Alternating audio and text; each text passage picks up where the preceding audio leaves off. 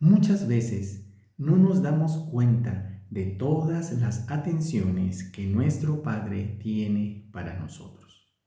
Sus detalles de amor son extremos, pero cuando nos damos el tiempo y nos detenemos a rebobinar nuestra mente de todas las cosas que solo Dios ha hecho, de cómo nos ha sostenido, de las cosas intrépidas que hemos logrado, no en nuestras fuerzas, sino que hemos confiado en Él y solo Él ha sido nuestro soporte, el trampolín que nos ha hecho alcanzar lo inalcanzable, pues humanamente no hubiera sido posible lograr lo que hemos alcanzado por su gran fidelidad y misericordia.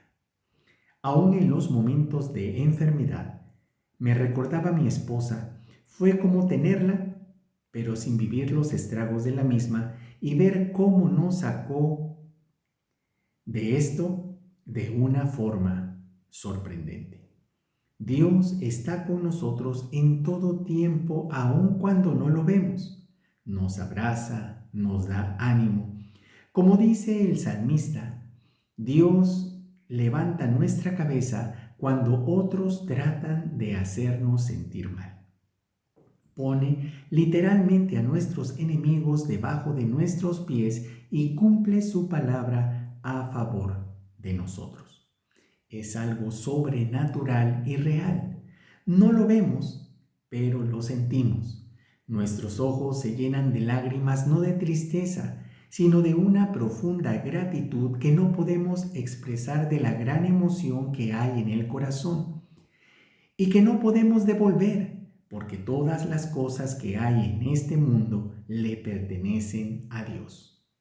Lo que sí podemos hacer ante tan fragante despliegue de favores es demostrar con hechos el profundo amor que tenemos hacia quien lo ha dado todo por nuestras vidas. Decirle te amo con nuestros actos, con nuestras palabras, aún con nuestros pensamientos y acciones, hacia los que están cerca y también hacia los que llevamos en el corazón, aun cuando no están cerca de nosotros. La palabra de Dios nos hace ver la realidad de lo que acabo de expresar y lo pone en el contexto de una historia en donde no solo se puede apreciar la protección divina, sino también la fascinante destreza que Dios manifiesta para hacer que aquellos que no lo conocen puedan ver su poder y que siempre a aquellos que lo conocemos va a darnos la salida en los momentos más apremiantes, haciendo ver las cualidades que debe tener un padre hacia sus hijos. En un tiempo en el que los sirios y los israelitas estaban en constante guerra, vemos cómo Dios mismo, por medio del profeta Eliseo, le indicaba la estrategia que debía seguir el ejército israelí para no toparse con el enemigo, cosa que desagradó al rey de Siria, pues él quería la confrontación entre los bandos y determinar al ganador. Pero Dios no lo permitía.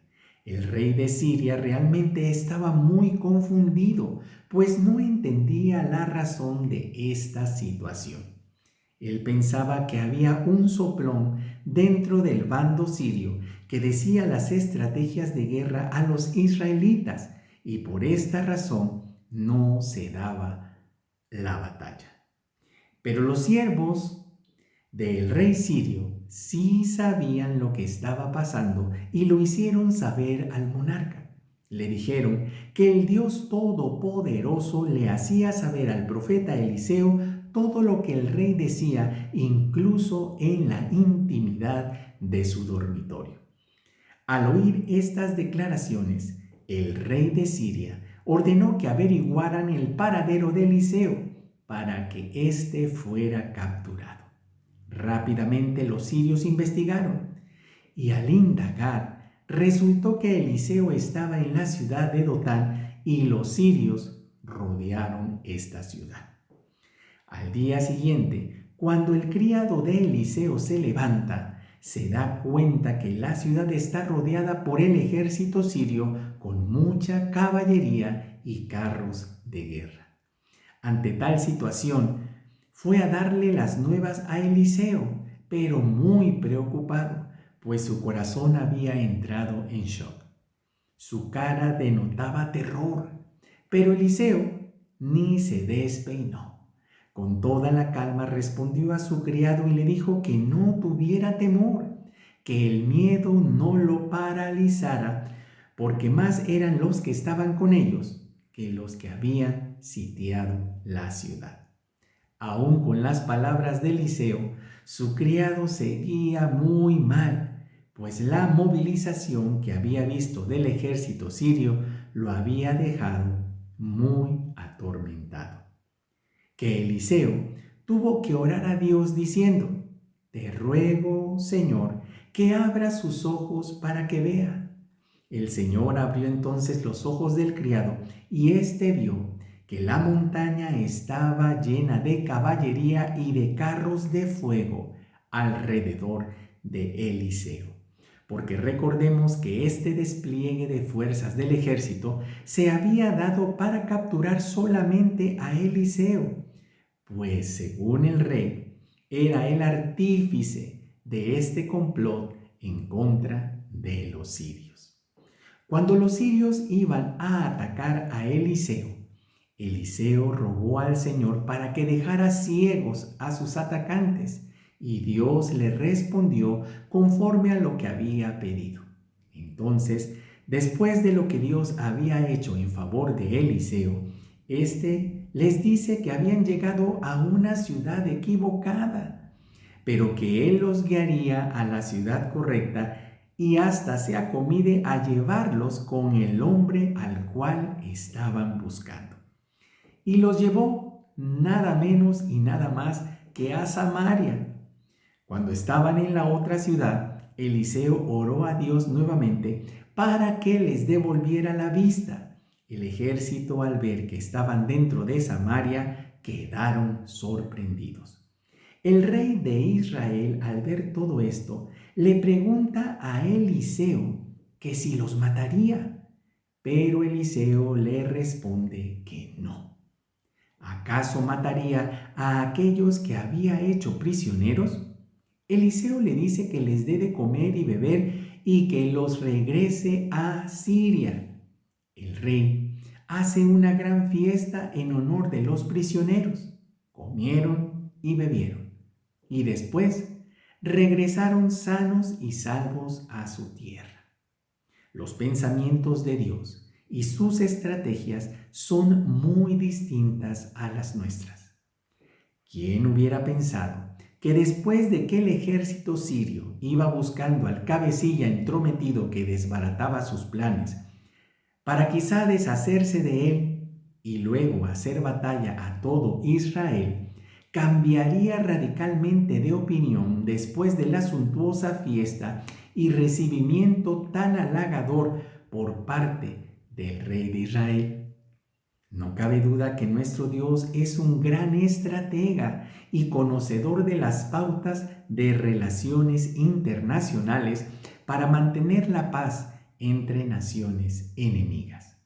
Pues después de este evento, la palabra de Dios nos dice que nunca más vinieron bandas armadas de Siria a la tierra de Israel. Nos conviene ser dirigidos por nuestro Dios.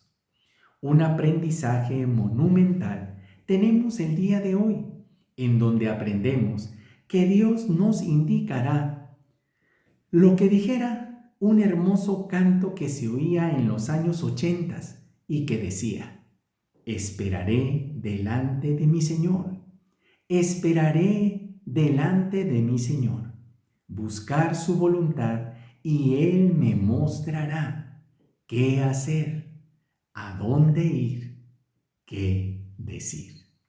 Y concluimos esta cápsula recordando los versos que se encuentran en Segunda de Reyes, capítulo 6, versículo 16, y dice: Eliseo le respondió: no tengas miedo, porque son más los que están con nosotros que los que están con ellos. Te invito a dar like y suscribirte y además te animo para que invites a más personas a ser parte de este canal. Nos vemos el día de mañana en la siguiente cápsula de vida.